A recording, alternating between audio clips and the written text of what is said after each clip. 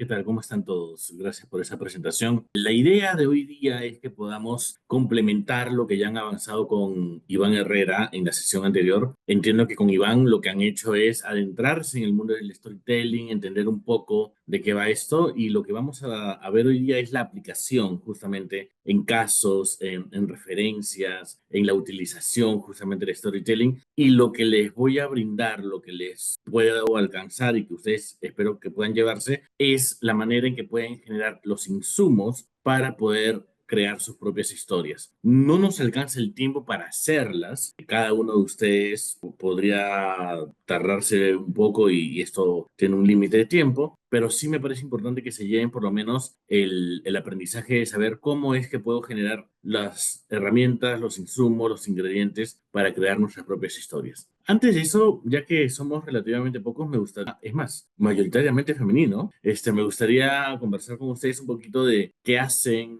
hace cuánto y por qué se interesaron en el storytelling para poder direccionar también un poco la sesión de hoy hacia ello, ¿no? Entonces, de repente podemos conversar un ratito con Daniela Ferrer. Daniela, tocaya mía, ¿cómo estás? Estoy en una empresa de marca de ropa para bebés. Actualmente me estoy dedicando a lo que es la creación de contenido, ¿no? Terminé de estudiar la carrera de comunicación audiovisual y multimedia y sé más o menos el concepto de lo que es el storytelling, pero me interesa más a lo que es cómo comunicar, ¿no? En base a lo que es la marca, pero no tan así directo, sino más, ¿cómo se podría decir? Emocional. Ok, perfecto. Me dices que es una empresa de ropa para bebés. ¿Vende localmente en el Perú o exporta o cuál es tu cliente directo? Sí, estamos en puntos de venta. También vendemos por e-commerce y también estamos como que proyectándonos a exportar, ¿no? Perfecto, genial. Entonces voy a tratar de pensar en ejemplos que se puedan adecuar a empresas que hacen ropa para bebés. Muchas gracias, Daniela. Ahora, Karina Ortiz, ¿podemos conversar contigo un poquito? Hola, buenos días. Hola, Karina, ¿qué tal? Qué gusto Ah, verte. de igual Gracias. manera, Cuéntame un poquito de ti. ya mira, primero te comentarte que el lunes no pude, no, perdón, el martes, ¿cuándo fue el taller? El martes, ¿no? No pude Martes. ingresar porque estaba con una tos terrible. Ingresé un poco Oh, tarde, no pude ni hablar, pero ya estoy mejor. Ya voy a darme tiempo para ver la grabación, pero sí estuve, o sea, estuve como que 40 minutos en la reunión anterior. Me parece súper interesante el tema del storytelling porque en realidad ahora la tendencia es llegar a los clientes a través de las historias que están detrás de nuestros productos, ¿no? Y ya anteriormente, el 2020, justo en el noviembre del 2020, el año de la pandemia, participé también en un taller muy interesante con ProPerú y llegamos a hacer incluso un video largo que tomó todo el día, lo hicimos con mi hija, que también es mi socia ahora. Somos una empresa, nuestra marca es con K, Kurmita, y somos una empresa que diseña, produce y comercializa tanto en el exterior como en el mercado local accesorios, prendas de vestir y también de home deco hechos con baby alpaca, con lana, con también peletería, con cuero, eso, básicamente. Entonces, ya exportamos hace 15 años, se puede decir ya, alfombras de piel de alpaca a Estados Unidos. Obviamente ha bajado bastante después de la pandemia. A ujú. Canadá, accesorios de peletería para una diseñadora que le pone accesorios a sus sacos de baby alpaca, de tela. Bueno, hemos exportado también a otros mercados, a Bélgica, exportamos indirectamente a Japón carteras de cuero. Y bueno, la verdad, deseosa de aprender un poco más sobre esto. Yo soy la dueña, la gente comercial, hago de todo en la empresa, hago de todo, me gusta y aquí estoy para poder aprender, ¿no? Y poder compartir también lo que haya aprendido en el camino. Gracias. Buenísimo, genial, muchísimas gracias también. Va a ser interesante poder además ver cómo podemos hacer estos ejemplos orientándolos justamente a este tipo de emprendimiento, ¿no? Gracias, Karina. Muy Ya, bien, de repente podemos conversar también con María Viñez. María, ¿estás por ahí? María Viñez. ¿Qué tal? Buenos días. Buenos días, cuéntanos un poquito de ti y de lo que haces. Ya, bueno, mi nombre es María Teresa Víñez y yo soy de la empresa Olympus. Olympus System es una compañía de desarrollo de software que ya tenemos más de 25 años en el mercado. Yo veo la parte justo comercial y de exportación. Sí, es cierto, el tema de software siempre es un poquito más complejo porque como es un intangible, es más complicado, digamos, la comercialización, por lo mismo que nos lleva mucho tiempo. Nosotros somos especializados en diferentes rubros de brindar soluciones a las compañías para poder optimizar sus procesos, como por ejemplo canales de pago, tenemos integraciones, los distintos software que ayudan justamente a las compañías a mejorar, ¿no? A optimizar sus procesos básicamente, ¿no? Y eso hace que ahorren muchos costos, sobre todo los procesos repetitivos también que tienen hoy en día las compañías, ¿no? Hemos logrado sí hacer algunas exportaciones, pero estamos en ese camino de continuar, ¿no? justamente en la clase anterior hablaban del storytelling. Sí, es cierto, a veces es un poco complicado contarle una historia a un cliente cuando quiere una solución o cuando quiere algo o cuando no quiere nada también, ¿no? ¿no? Porque mucho de la tecnología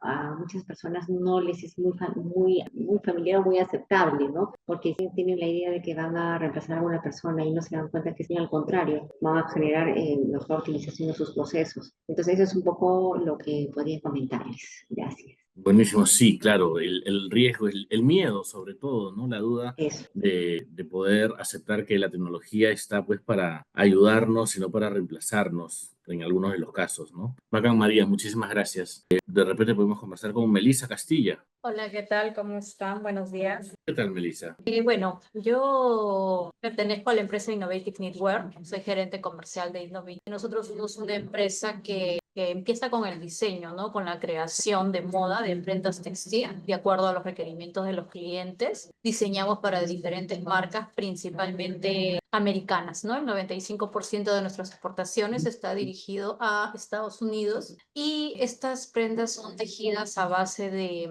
material de hilos, ¿no? De naturales, de alta calidad, como son la alpaca, el algodón, la lana y las mezclas. Entonces, una vez que los diseños son aprobados por el cliente, se preparan las muestras, luego aprueban las muestras, luego se hacen muestras para sus portafolios de vendedores, una vez que ofrece el cliente a sus clientes, también de ellos a su vez en diferentes ferias, eventos, ya nos hacen el pedido de producción para poder exportar. ¿No? Pero nuestro plus es diseños exclusivos que podemos hacer de acuerdo a los requerimientos del cliente, que son bastante exigentes, ¿no? Tejidos a mano, tejidos a máquinas manuales, también tejidos industriales en diseños bastante creativos y versátiles. Yo tengo ya más de 5 años aquí en Innovative Network y hemos crecido año a año de una manera asombrosa. Tenemos una cartera ahorita más o menos de 35 clientes. Unos hacen pedidos más que otros, obviamente. Hay bastante dinamismo, hemos crecido también como equipo, gracias a la gerencia que es bastante activa, que participa en ferias, que participa en programas como Perú para viajar, ¿no? A diferentes partes del mundo. Estamos logrando crecer cada vez un poquito más. Gracias. Genial. ¿Y hace cuánto que estás en esta empresa? 5 años aproximadamente. Ok, ¿y qué consideras que ha sido el mayor reto, la mayor dificultad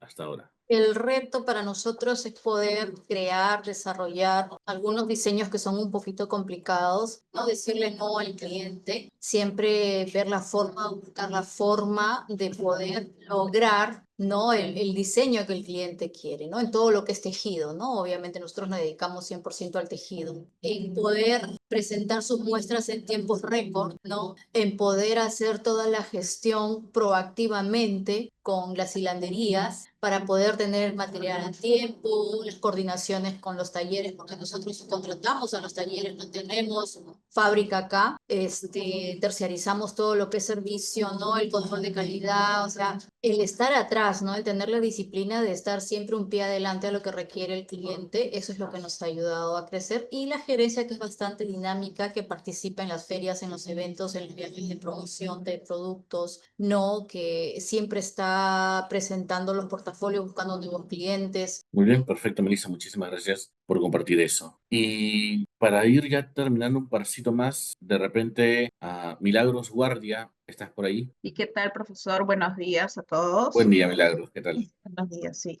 Bueno, mi Bueno, nombre es Milagros Guardia, soy productora vitivinícola de la zona de San Antonio Cañete, kilómetro 80 al sur de Lima. Las oficinas están acá en Lima o tuvimos que hacer una mudanza comercialmente acá en Lima para poder entrar al mercado de Lima. Nosotros esta semana, bueno, la semana pasada, exactamente el viernes, ya salió nuestra tienda online, nuestro e-commerce, y me pareció súper interesante lo que PromPerú ha hecho con el tema del taller, porque nosotros ahorita lo que queremos desarrollar es cómo hacer este engagement a nivel de marketing y comunicaciones con el cliente, considerando de que yo tengo, bueno, mi rubro, muchísima competencia, cada vez hay más marcas de todo tipo, de todas calidades. Y yo estoy agradecida porque no ha sido fácil incursionar al mercado de Lima, porque la competencia desleal es terrible. Sin embargo, nosotros hemos podido segmentar o encontrar un nicho de mercado para nuestros productos, que son considerados boutiques o de calidad, y sobre todo para personas conocedoras que realmente valoran pagar por un buen producto, ¿no? Y sin embargo, también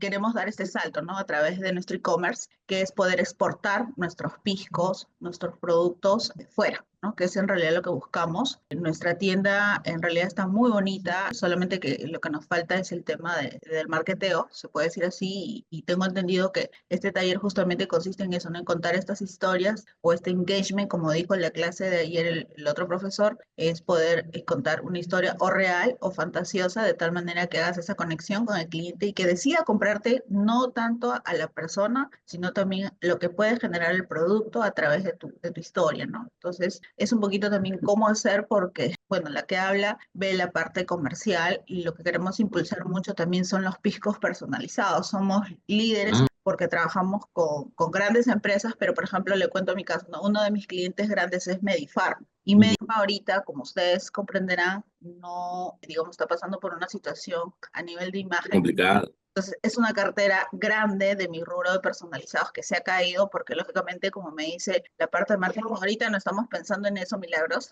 Entonces, ahorita tenemos un bajón en las ventas, justamente por toda esta coyuntura política. Y bueno, lo que estamos apostando es por el tema digital, porque tengo entendido que, digamos, en el exterior ya los negocios netamente se manejan a nivel digital, ¿no? Ya el tema de visitar clientes sí también, pero ya no tiene tanta fuerza como lo que actualmente se viene viviendo, ¿no? Es justo lo que un contacto ayer me compartía, ¿no? Enfócate netamente en el tema digital porque te va a ir muy bien ahí y eso es lo que estamos apostando. Sin embargo, sabemos de que la tienda online no se vende sola. Hay que aterrizarla, hay que atraer tráfico, hay que, como usted dice, ¿no? Contar historias, etcétera, etcétera, ¿no? Entonces, a mí el curso, la verdad, ayer me ha asombrado, estoy contenta, agradezco a la gente de PromPerú que nos ha dado la oportunidad y cualquier cosa, chicos, chicas, que ustedes quieran regalar a sus clientes un regalo bonito, ahora por el Día del Padre, con alguna dedicatoria, nosotros hacemos trabajos muy bonitos y sobre todo, como hemos decimos, así como la ropita, que está muy bonita la botella, el empaque también, el pisco, ¿no? Porque nuestros piscos son medalleros, no solamente en Perú, compitiendo con todas las bodegas que existen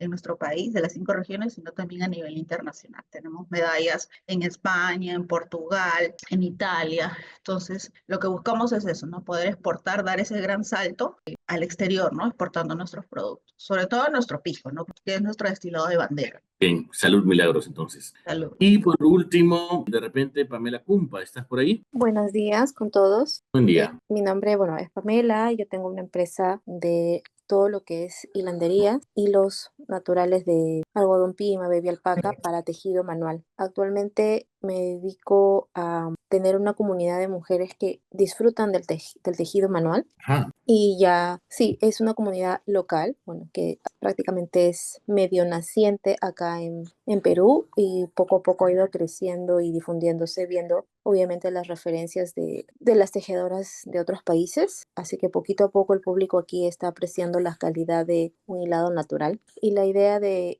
qué es lo que quiero obtener de este taller es saber cómo poder llegar a nuestro cliente final, que obviamente son las tejedoras en su mayoría, porque acá el público masculino todavía no se anima a tejer, a diferencia de otros países. ah, Y mira tú. sí, es un público que fuera, sí, sobre todo en Europa hay muchos tejedores, bueno, también en Chile, en Argentina, hay comunidad de hombres tejedores, pero aquí en Perú no. Entonces solamente todo es como que mi comunidad prácticamente es el 99% mujeres. Y me gustaría poder tener esas herramientas para poder abrir nuevos mercados también, ¿no? Saber cómo contar la historia de una forma dinámica, de una forma que tenga ese sentimiento bueno, que las redes sociales ahora nos permiten tener mayor alcance, ¿no? Completamente. ¿Y hace cuánto tiempo que estás en este sector? Desde el 2019 Ujú. inicié eso como un emprendimiento paralelo alterno a mi trabajo de dependencia. Poco a poco fue como que un ingreso más, un extra, pero luego de eso vino la pandemia y obviamente a todos nos dejaron encerrados y haciendo teletrabajo y a la vez yo sí inicié con una página web desde inicio, entonces fue así como un crecimiento exponencial. Claro, luego ha bajado todo, pero la comunidad como que se empezó a crear y ya requerían como que talleres o presencialidad. ¿no? Ujú. Salimos de la virtualidad. Poco a poco ha ido creciendo, poquito a poco, pero la idea, obviamente, mi idea es estar aquí para obtener herramientas y poder sacar los productos fuera, ya que fuera he ido a una feria internacional el año pasado y los productos son bien apreciados, son muy valorados porque la mayoría de las fibras peruanas está en los clientes de fuera y el Ujú. público peruano no tenía alcance, ¿no? Porque claro, su valor también es diferenciado a comparación de un producto. Muy bien, muchísimas gracias por compartir eso. Para comenzar, tengo una pregunta, ya que hemos roto además un poquito el hielo con ustedes, y es, ¿cuál es su artista favorito? ¿Quién me puede comentar su artista favorito? De repente, un actor, una actriz, un cantante, una banda de música, de rock, no lo sé. ¿Quién me puede comentar quién es su artista favorito? Patricia Hurtado dice Natalia Jiménez. Natalia, ¿cuánto pagarías tú por un polo de algodón para ti, para que lo uses tú? Buenos días, profesor. ¿Se refiere a un Hola. polo del artista? No, solo un polo. ¿Cuánto pagaría por un polo? Bueno, Sí. depende de la calidad, profesor. Ya, supongamos que es de la mejor calidad. Podría pagar de la mejor calidad, quizás 100, 120 soles, 150 Ok. soles. Ahora supongamos que ese polo fue de Natalia Jiménez y lo utilizó en un concierto. ¿Cuánto pagarías? Bueno, voy a jugar porque no tengo no me interesa realmente, pero si, bueno, si fuera así súper fan, no sé, 100 dólares, ¿no? Creo que pago. $100. Ok, perfecto. Ahora hagamos el juego con Karina. Karina dice Robbie Williams. Karina, ¿cuánto pagarías por pongámosle una guitarra X? Karina Ortiz. Guitarra, las baratas, puedes encontrar aquí en Arequipa, yo estoy en Arequipa, 200 Ah, soles. ya, ok, perfecto. ¿Y si Ya. te digo que es la guitarra de Robbie Williams? Ah, bueno, ya pues, miles de dólares. Miles de dólares, ¿no? Y lo que ocurre muchas veces es que el valor de los productos o los servicios no están en verdadera relación de lo que cuesta o fabricarlos o producirlos o brindarlos, sino en realidad a la percepción que nosotros pongamos y el valor que nosotros le demos. Si, por ejemplo, a mí me dicen, oye, este libro cuesta 10 soles, yo digo, ok, pero si me dicen, ese libro está firmado por el autor, cuesta más. ¿Por qué? Porque hay un relacionamiento entre lo que admiramos y el producto o el servicio. Y lo mismo pasa con las historias. Cuando las historias están enraizadas con un producto o un servicio, lo que termina ocurriendo es que ese producto o ese servicio empieza a elevar su valor. Acá tenemos, por ejemplo, diferentes artículos, ¿no? Una pistola de juguete, un frasco de vidrio, un pisapapeles, un florero, un apoyalibros. Hay diferentes tipos de objetos. Estos objetos, cada uno de ellos puede tener un valor diferente de acuerdo a la historia que traiga, ¿no? Si de repente ese florero perteneció a Frida Kahlo, si de repente ese sostenedor de libros perteneció a Mario Vargas Llosa, o de repente lo hizo un artista con sus propias manos que era ciego y luego ganó un super premio. Nosotros como seres humanos transferimos a nuestros objetos no solamente un valor especial, sino una consideración que no tienen con otros objetos, ¿no? Hay un filósofo que se llama Fernando Savater, español él, que dice que los objetos tienen alma, que las cosas tienen alma, y esa alma se la dan las historias. Existe un perfume que se llama Ed Bob, si quieren lo googlean, existe actualmente, pero ese perfume tiene una historia, una super historia, ¿no? Que interviene además, ¿no? Incluye a uno de los grandes líderes mundiales del siglo XX, como puede haber sido John Fitzgerald Kennedy. Y no solamente eso, sino que se adentra en la profundidad de la historia cuando él todavía no era famoso, cuando él todavía no era conocido. Y le atribuyen, además, que esa fue la fragancia que le dio su personalidad. Ya, eso podría, digamos, ser un mito, podría ser una cosa como que muy anecdótica. Pero después la historia de que el perfume desaparece durante la Segunda Guerra Mundial y que llegaba a Estados Unidos escondido en libros, en hojas recortadas de libros, y que finalmente la receta del perfume se pierde, ¿no? Durante la Segunda Guerra Mundial y no se puede conseguir nunca más ese perfume que era el que usaba Kennedy. Y de repente en los 80 descubren una de las últimas recetas y se las entregan a la familia y se vuelve a producir este perfume alucinante que le dio el carácter de Kennedy, ¿no? Esa historia ya es bastante sui generis, como por lo menos para conversar con alguien. Oye, ¿qué perfume usas? Te voy a contar una historia. Uno no solamente está comprando el perfume, ¿no? Está comprando el tema de conversación que te da la historia, en este caso. Pero luego aparece un tema bastante álgido y bastante complicado, que es cuando quiere recomendar la compra, que es lo que todos queremos, ¿no? Todos queremos que nuestro comprador recomiende nuestro producto o nuestro servicio. Lo que ocurre es que cuando la persona va con otra para recomendarle la fragancia, se topa con no el mismo vendedor que le contó la historia y que logró la venta con esa historia, sino que se topa con otra vendedora que no le cuenta la historia, ¿no? Y que dice, ah, este perfume sí, el de acá. Tengo otro, muy parecido, más barato, ¿no? Y se arruina la venta. ¿Por qué? Porque no está acompañada de la historia. Entonces, lo primero que debemos entender es, ¿el valor de las historias es tangible? Sí, y lo vamos a ver un ratito más. Debemos entrenar a las personas que rodean nuestro negocio para que se sepa la historia de pe a pa, completamente. Porque si no, estamos invirtiendo tiempo, dinero y esfuerzo para construir una conexión con el público a partir del storytelling. Y si nuestros vendedores, coordinadores, toda la línea operativa no lo conoce, es muy complicado. Es muy, muy, muy complicado porque vamos a trabajar por las puras, ¿no? Imagínense que en las historias que nos contaron en el colegio de los hermanos Sayar o de Manco Cápac o de San Martín o de Bolívar, no todos supieran la misma historia. Nosotros hemos aprendido eso porque las hemos escuchado una y otra y otra y otra vez, ¿no? Y en la repetición se instala justamente ese valor del storytelling. Esta es una breve lectura sobre cómo las historias agregan valor. Y dice así, esto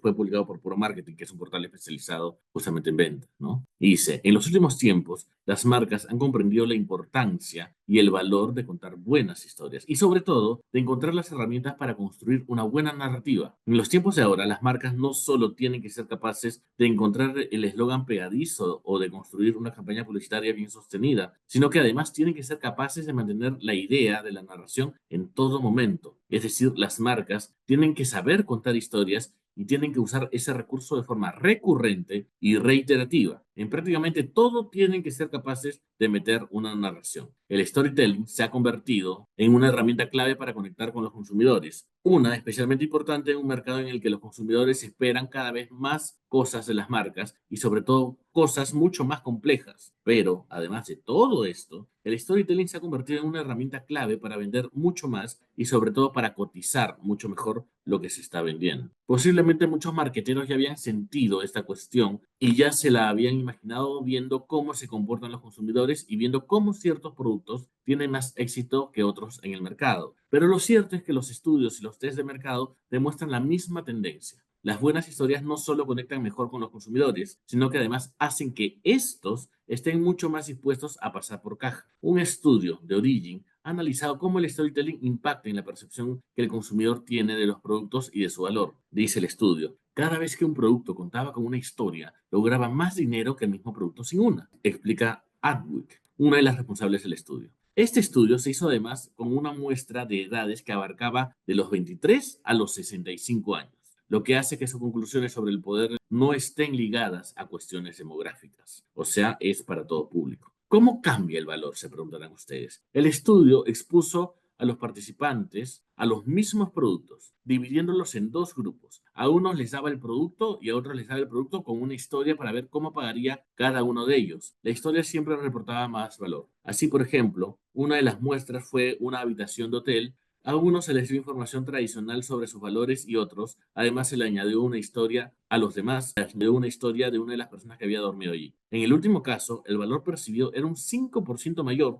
Algo similar pasó con un vino, quienes no solo recibían información sobre el vino californiano, sino también sobre su viticultor, estaban dispuestos a pagar un 6% más por cada botella. El peso de la historia es incluso mayor en algunos nichos de mercado concretos y en algunos escenarios específicos de venta. En mercados como el arte, saber la historia del artista de una obra hace que su valor suba un 11%.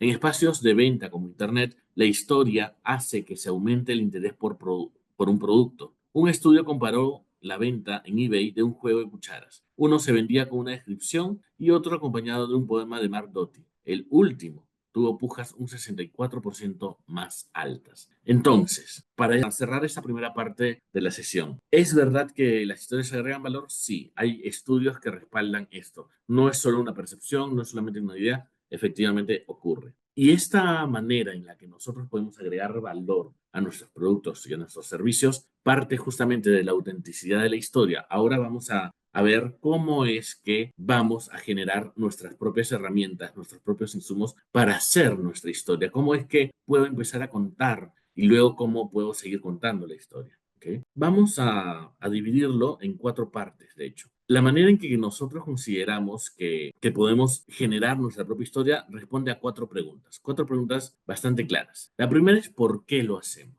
¿Ok? Si nosotros nos preguntamos como empresa, como organización sin fines de lucro o como institución educativa o como el negocio que quieran, como colectivo, ¿por qué lo hacemos? Y podemos ser capaces de pensar una respuesta que va más allá del lucro, ¿no? De decir, bueno, lo hacemos para ganar más plata, lo hacemos para elevar las utilidades, lo hacemos para pagar las cuentas del banco. Ok, eso por supuesto pertenece al mundo ordinario y está claramente establecido. Pero estas preguntas que yo les voy a dar, que son 4, tienen que apelar más bien a un sentido más personal, ¿ok? A una misión más humana. ¿Por qué hago videos? ¿Por qué mi empresa hace historias audiovisuales para otras empresas? Te voy a explicar. Cuando era joven, yo había terminado de estudiar economía y descubrí que me gustaban las películas. Entonces empecé a estudiar, pero no pude continuar. Empecé a formarme de manera autodidacta. Junté a mis amigos para hacer un cortometraje. Eso me llenó como nunca nada me había llenado en la vida. Mandé al diablo la carrera de economía y seguí mi sueño. Y ahora creo que estoy acá para poder darle a tu empresa la historia que merece ser contada. Esa es una manera de responder a por qué lo hacemos, ¿no? Que tiene que ver con qué te mueve las tripas, qué hace que tu corazón se acelere, por qué lo hacemos. Entonces, la mejor manera de poder entender cómo es que podemos empezar a elaborar es teniendo claro la razón de por qué hacemos lo que hacemos, por qué hacemos artículos de cuero, por qué hacemos ropa para niños, por qué hacemos diferentes productos o servicios. ¿Okay? De repente me invento, ¿no? En el caso de la ropa para niños. Lo que pasa es que cuando yo era niño no tenía suficiente ropa y siempre estaba usando la de mi hermanito o ropa que nos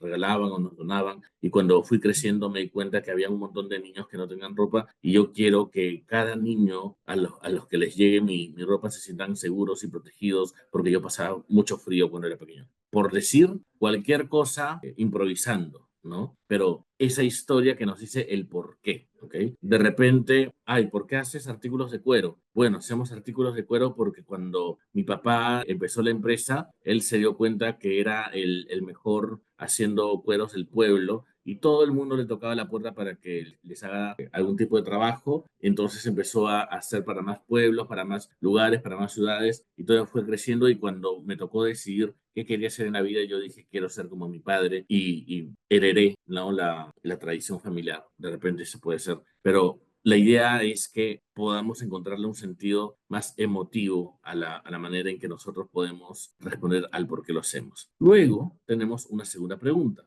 que es igual de importante que el por qué, que es además fundamental en muchos casos y que no podemos pasar por alto. Tiene que ver con cómo lo hacemos. Y cómo lo hacemos además es el diferencial de su producto o de su servicio. Y seguramente a ustedes les debe pasar que compiten, que tienen competencia con productos similares, algunos más parecidos, algunos menos parecidos, algunos totalmente diferentes. Pero en este caso, ¿cómo nos diferenciamos? Contando la manera en cómo lo hacemos. En este caso, no importa si es que todo el proceso es idéntico, de hecho lo estamos viendo. Lo que importa es cómo lo decimos. Es tostado, en el caso de los cigarros, es el paraguas desde donde empieza a contar la narrativa. Por eso le dice, oye, pero todos los cigarrillos son tostados. Sí, sí, sí, sí. Pero la que está es tostado y los demás, como no lo han dicho, ya no lo van a poder decir. ¿Ok?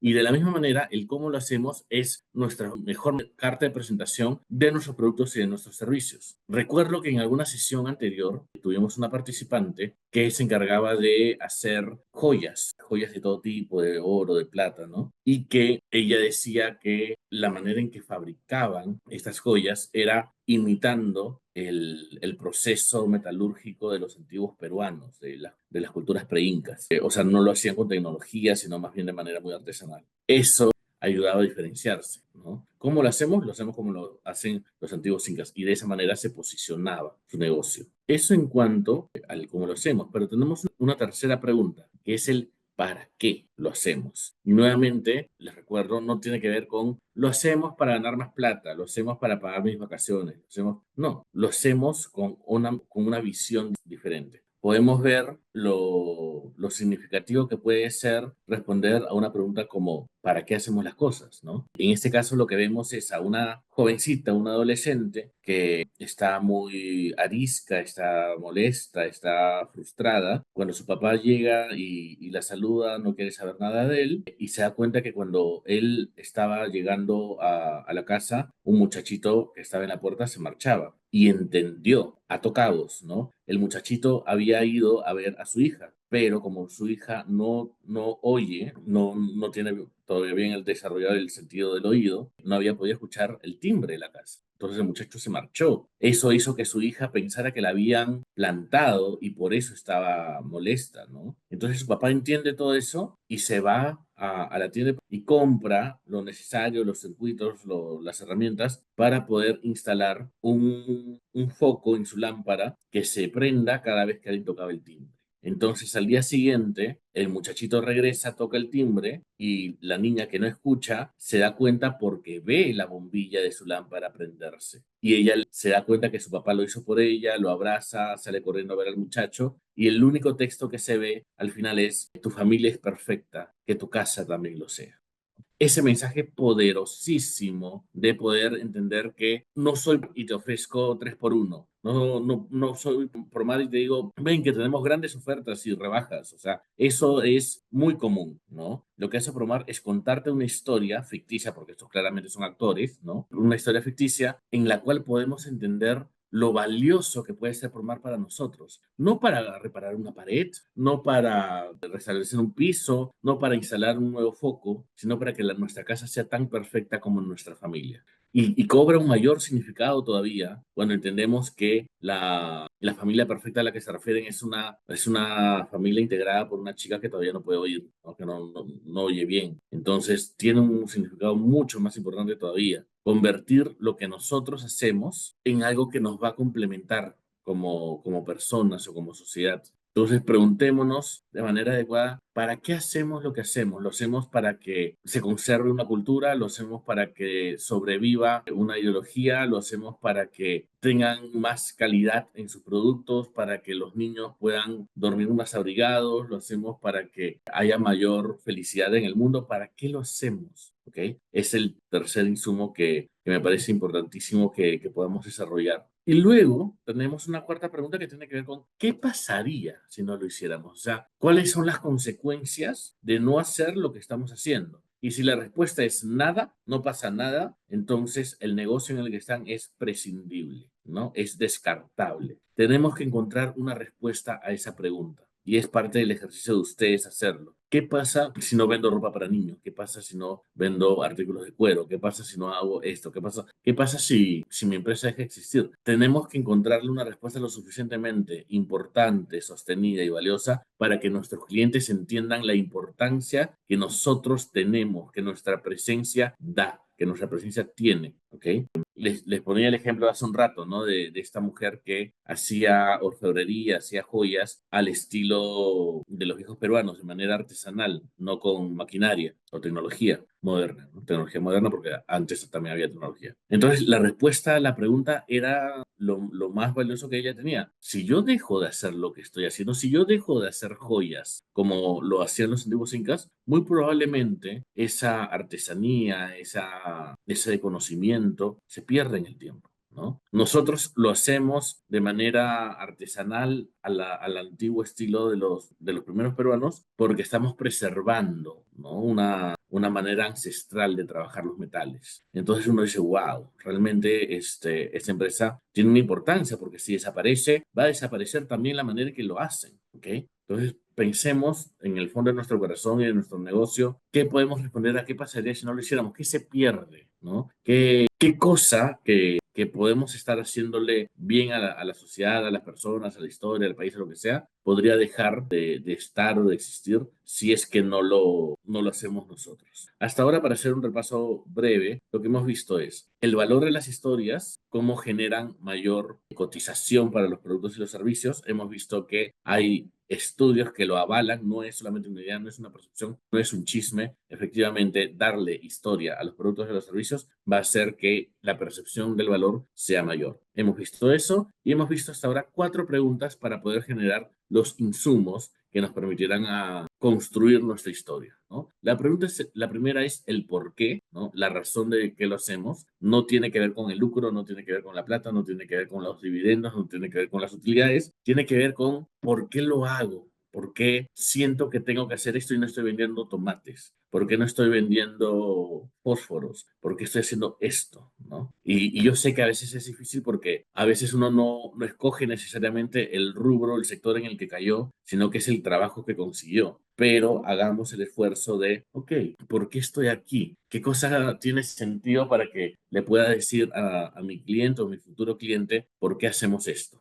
¿No? Luego, ¿para qué lo hacemos? Lo hacemos para que tu casa sea perfecta como lo es tu familia. Lo hacemos para que tus hijos estén tan protegidos que nunca tengan que tener miedo o frío. Lo hacemos para que, ¿ok? Y luego, la tercera pregunta es, ¿cómo lo hacemos? ¿De qué manera? ¿Bajo qué características? ¿Qué diferenciales? ¿Lo hago a mano? ¿Lo hago en tiempo récord? ¿Lo hago siguiendo medidas de seguridad espectaculares? ¿Lo hago respetando el medio ambiente? ¿Cómo lo hago?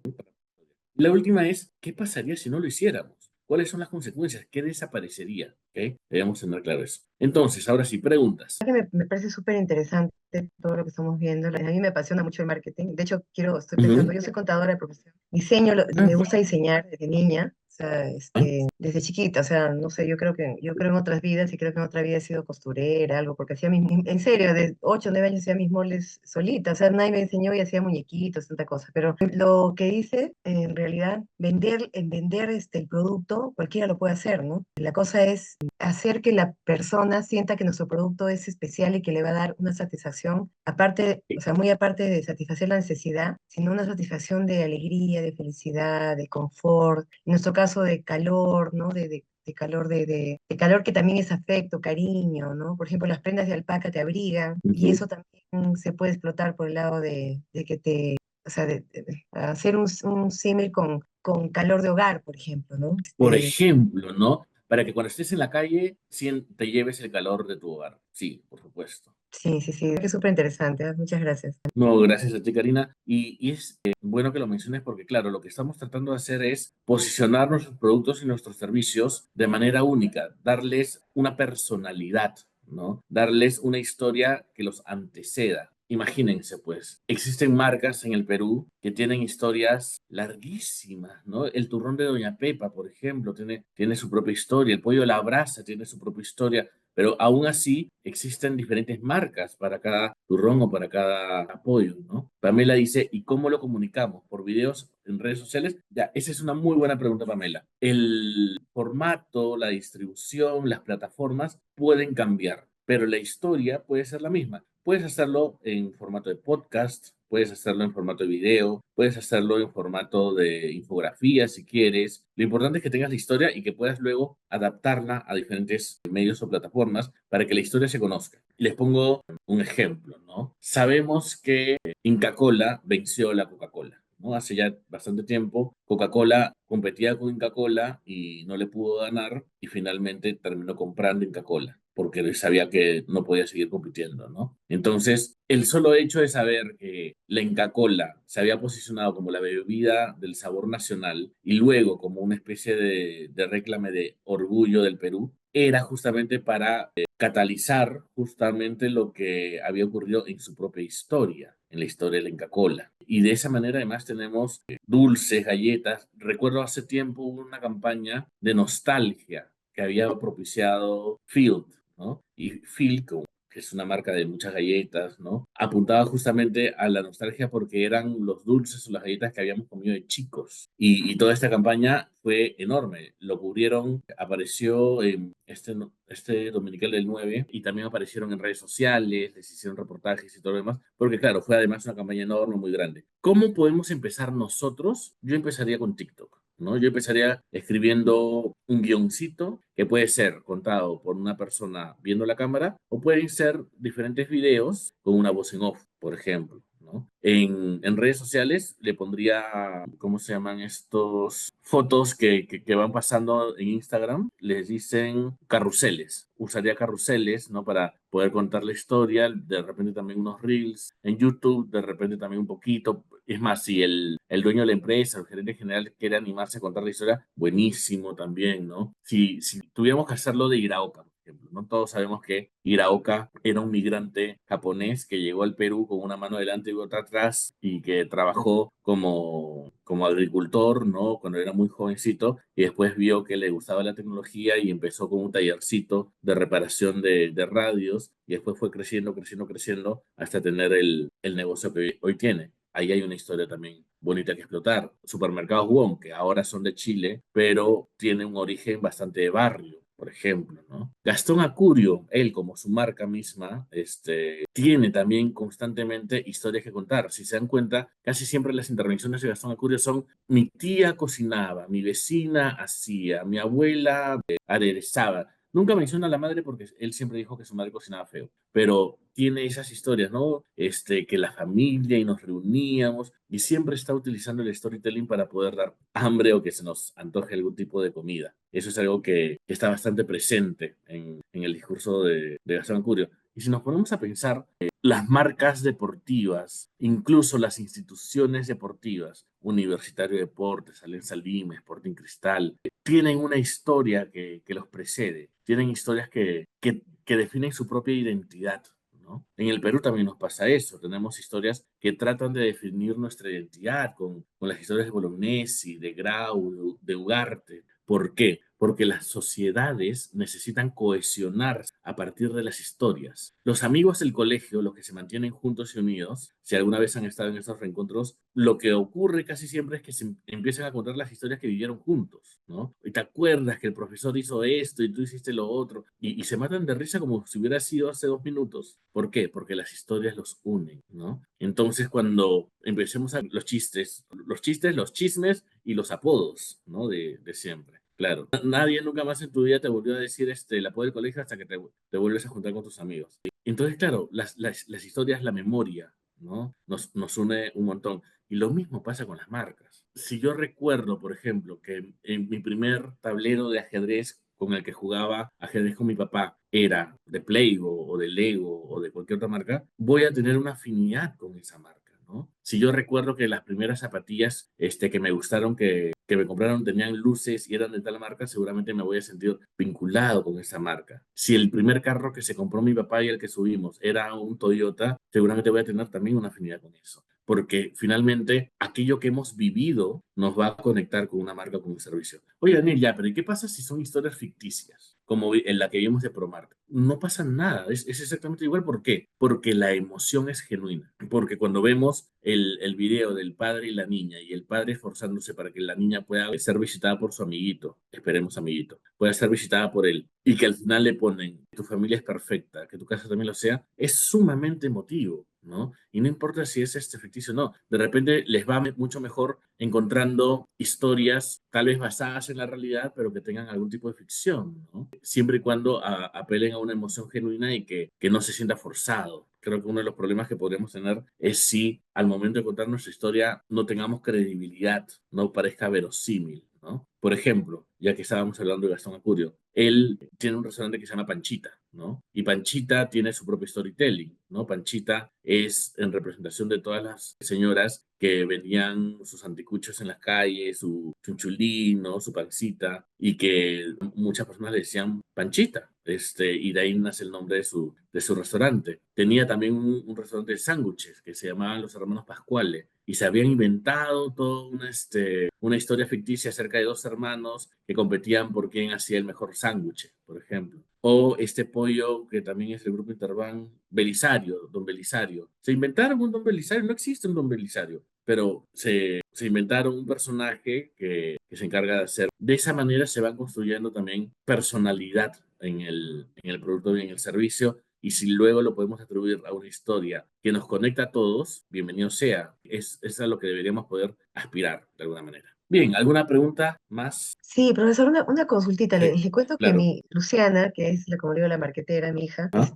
yo le insistía: activemos la cuenta de TikTok. No, mamá, porque yo lo veo más, creo que está equivocada por lo que está comentando, profe. TikTok es para productos ¿cómo me dice? A ver, no es nuestro mercado. Y la verdad que ahora me da risa porque veo que todo el mundo, incluso la gente que sigo que, de meditación, de esas cosas que a mí me gustan, de Ujú. metafísica, están en TikTok. Entonces, yo creo que en nuestro caso, nuestra marca está pues ahorita atrasada en el tema de TikTok. Deberíamos ser, yo le decía eso a Luciana, ¿no? Hagamos videos, hagamos justo cosas así, ¿no? Que lleguen un poquito al alma del cliente y también te transmita el tema de exclusividad, de elegancia, de hecho a mano y tanta cosa, ¿no? O sea, eso, ¿qué opina? Yo creo que sí, yo creo que es importante probar todas las plataformas y darnos cuenta en cuál nos va mejor y en cuáles no tanto y ver de qué manera podemos dosificar nuestros esfuerzos, porque tampoco se trata de disparar por todos lados, ¿no? Yo sí creo que TikTok es una gran herramienta actualmente y claro, uno piensa, no, lo que pasa es que TikTok es para los chibolos. Creo que mayoritariamente es para los chibolos, pero sí es verdad que existen videos que van dirigidos a otro tipo de público y el algoritmo de TikTok es muy bueno.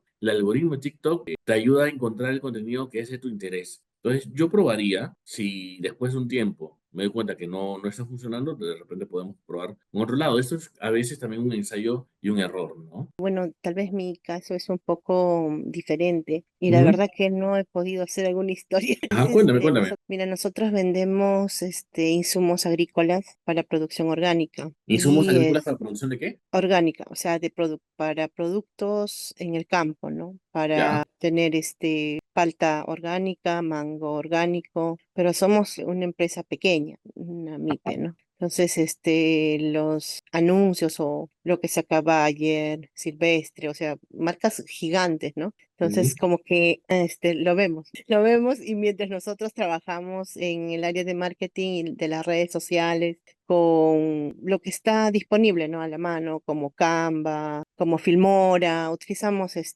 Claro. para por lo menos adornar nuestras páginas, ¿no? Pero en este caso, en el tema que estamos tratando ahora, ¿qué podría ser, ¿no? Para de repente colocarlo en la primera página donde dice nosotros, porque tenemos nuestra misión, visión, todo lo que se desarrolla en sí, como un plan estratégico de la empresa, ¿no? Pero es letra. A veces la gente no lee. Lo que quieren ver es algo, no sé, pues hasta pensaba hacer un cómic, un poco de gente, ¿no? Pero los agricultores no ven cómics, pues son los jóvenes nada más. Lo del cómic me parece una muy buena idea. Es verdad que existe el prejuicio de que las personas no leen y sin embargo todos los años en la Feria del Libro de Lima se venden más libros, ¿no? Siempre decimos, ay, la gente cada vez lee menos, pero todos los años se venden más libros. Yo creo que la conclusión es que las personas leen lo que les interesa. Si podemos generar un contenido que les llame la atención, van a leer o por interés propio o porque nosotros les indujimos el interés, ¿no? Sí, puede ir en el nosotros, sí, por supuesto. Es más, les voy a compartir un storytelling que hice para una universidad, porque quiero que se den cuenta cómo es que uno podría posicionarse a partir de una idea.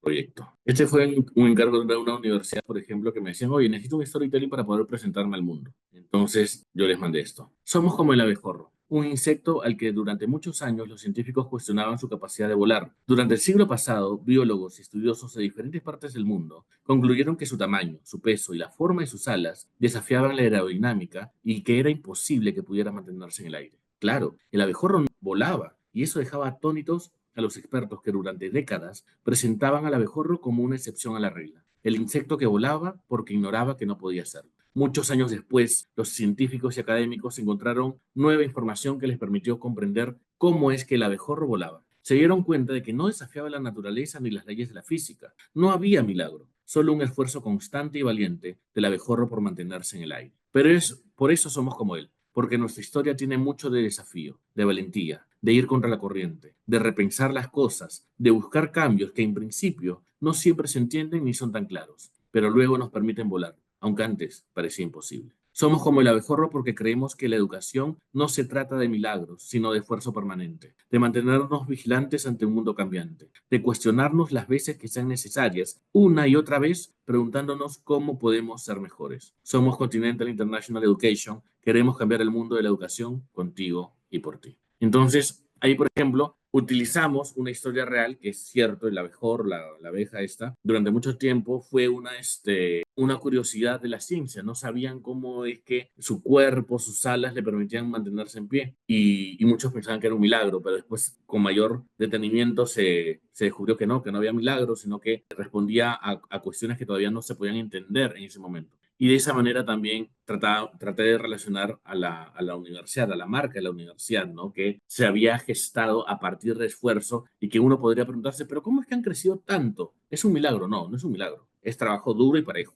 Y de esa manera podemos enlazar una historia que veamos en el mundo, por eso hay que investigar, buscar, ¿no? Yo lo que hice fue googlear historias de esfuerzo, historias sorprendentes, historias, ¿no? Y encontré, por ejemplo, la del abejorro. En tu caso en particular, yo pensaría en hacer algo parecido, ¿no? Que llame la atención, que te cuente una historia que no empiece por mi marca, sino que luego primero la presente como la abejorro y después ¡pum! Hago el enlace con lo que yo hago. Pero ya capturaste su atención. Ya quieres saber, pero ¿puedo o no puedo volar? Total, ¿no? Hay ese tipo de enganche, de alguna manera. Lo que hice era, bueno, no sabía esto, pero viendo otras páginas, otras marcas, lo que trataba de hacer es copiar, ¿no? Lo que Ujú. hicimos fue hacer un video, pero es un video bien específico para un grupo de personas que siembran un solo cultivo, ¿no? Y me parece que es muy reducido, digamos, para el interés, ¿no? Solo de ellos.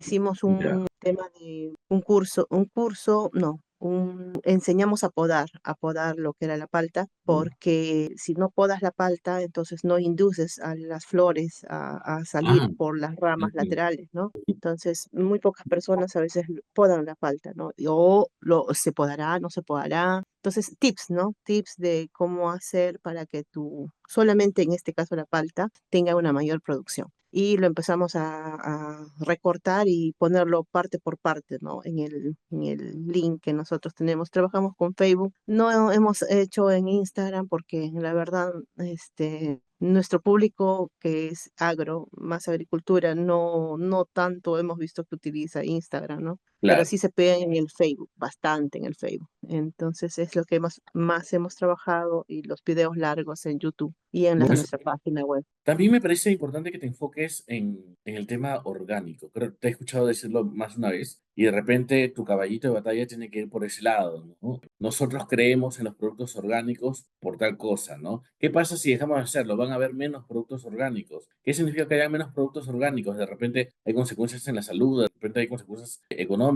de repente hay consecuencias físicas, ¿no? ¿Cómo lo hacemos? Lo hacemos de esta manera, preservando, cultivando, cuidando, revisando de repente, ¿no? El para qué lo hacemos, para que cada vez más personas puedan disfrutar de una comida o de un producto sano, 100% sano. En tiempos donde todo parece acelerado, rápido y artificial, nosotros damos un paso hacia atrás para poder brindar lo mejor que la tierra nos puede dar. En nuestras historias es importante apelar a los sentidos, a las temperaturas, a los olores, a los sabores, a las texturas. Él lo hace muy bien al final, ¿no? Un cafecito con su pan caliente y una mantequilla derretida y yo empecé a salivar. No sé, ustedes además que se acerca la hora del almuerzo. Y por supuesto, la última pregunta, ¿qué pasaría si dejo de hacer lo que hago? Primero, me quedo sin mi pan, que me gusta tanto. Y segundo, no podría rendir homenaje a este producto universal de la humanidad, tan importante como puede ser el pan. Porque la manera en que yo lo hago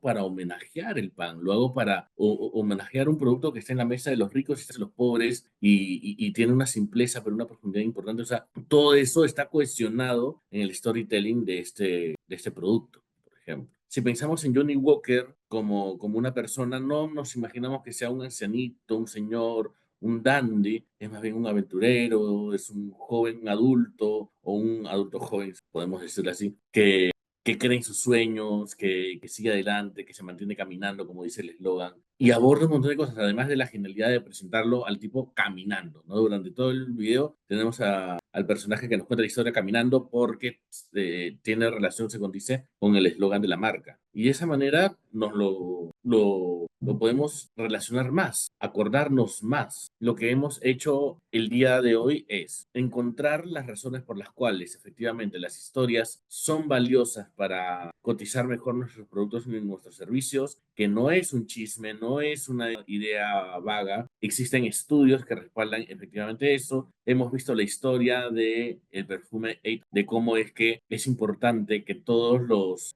inmiscuidos en nuestra cadena sepan la historia para poder darle relevancia a eso. Basta que una persona no conozca la historia o no la cuente para que todo se caiga. Hemos visto 4 preguntas que nos ayudan a encontrar insumos. Las respuestas a esas preguntas son los insumos, son lo que ustedes van a contar en sus historias, ¿no? Hemos conversado acerca de las redes sociales, de cómo podemos hacer un ensayo y error para ver si funcionan o no. Lo bueno de las redes sociales es que todo se mide, todo se mide. Entonces podemos tener información específica de qué nos está yendo mejor y qué no, ¿bien? Y luego hemos visto estos ejemplos aplicados, el storytelling aplicado a marcas nacionales, básicamente, y cómo han presentado su historia. ¿Alguna pregunta, alguna duda antes de cerrar nuestra sesión? Y la pregunta que le decía era porque una empresa llegó a ser multada porque había incumplido una norma de protección al consumidor, ¿no? En realidad no la había incumplido, sino que había sido otra persona que lo había incumplido. Entonces, un cliente. Pero entonces digo yo, en esto de la